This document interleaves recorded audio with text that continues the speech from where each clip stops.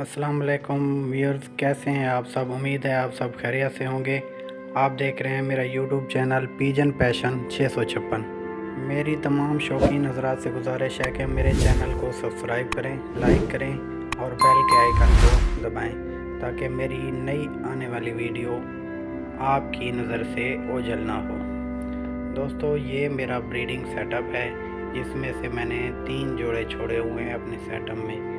ये जोड़ा मुझे मेरे दोस्त ने गिफ्ट किया है। बड़े अच्छे दोस्त हैं, भाइयों की तरह हैं, जिनका नाम है असगर भुट्टा साहब, कोट करम खान, रहीम यार खान। दोस्तों, ये पट्ठा मेरे बड़े इस जोड़े का है और ये 2 पट्टे मुझे गिफ्ट दिए थे, वो भी मेरे दोस्त हैं, अच्छे दोस्त हैं। बाकी ये कासनों का जोड़ा फिर रहा है। इन्होंने 2 बच्चे दिए हुए हैं, वो मैंने पिछली वीडियो में आप लोगों को दिखाए थे।